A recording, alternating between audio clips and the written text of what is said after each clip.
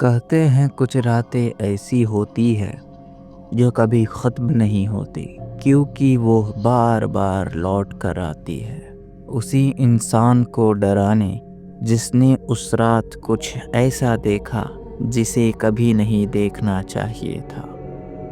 रवि शिमला में एक होटल में काम करता था। हर रात की तरह उस रात भी वो रिसेप्शन पर बैठा हुआ था। सर्दियों के कारण बाहर तेज बर्फ गिर रही होती है। होटल लगभग खाली था। रात के करीब 1 बज रहे थे।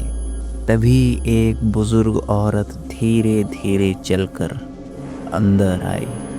उस बुजुर्ग औरत ने सफ़ेद साड़ी पहनी थी और अपने हाथों में एक पुराने ज़माने का बैग लटकाए हुए थी। उस औरत ने अपनी धीरी आवाज़ से कहा कि मुझे कमरा चाहिए, बस एक रात के लिए। और फिर रवि ने कमरा नंबर 207 की चाबी उस औरत को पकड़ा दी। लेकिन जैसे ही औरत ने अपने धीरे धीरे कदमों से ऊपर जाने लगी, तभी उसके पीछे एक ठंडी सी हवा का झोंका अचानक चलने लगी। करीब आधे घंटे के बाद इंटरकॉम बजा और जब देखा तो कमरा नंबर 207 से कॉल आ रही थी। रवि ने फ़ोन उठाया, लेकिन दूसरी तरफ सिर्फ सांसों की आवाज़ थी और एक धीमी आवाज़, यहाँ बहुत ठंड है, बहुत ठंड। रवि उठा और जब चेक करने के लिए ऊपर गया, तब उसने देखा कि कमरा नंबर 207 का दरवाज़ा थोड़ा सा खुला हुआ है।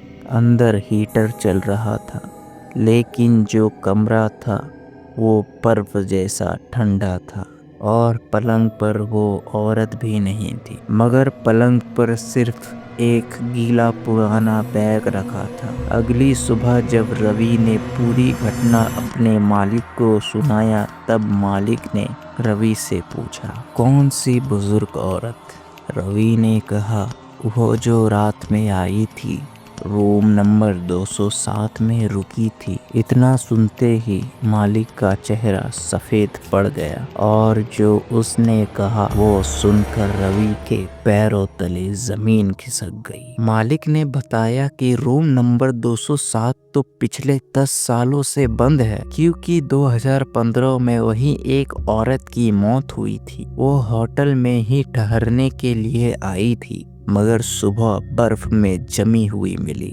रवि जब ऊपर गया तो कमरा नंबर 207 के कमरे में ताला लगा था, लेकिन जमीन पर वही गीला निशान था जो उसने पिछले रात देखा था। ये देखकर मानो रवि किसी सदमे में चला गया हो। उसके बाद रवि ने अपनी नौकरी छोड़ दी, लेकिन आज भी जब बर्फ गिरती है तो होटल के बाहर किसी की कदमों की आवाज़ सुनाई देती है। वो अब भी ठंडी रातों में लौट कर आती है, क्योंकि उसके लिए वो रात कभी ख़त्म ही नहीं हुई।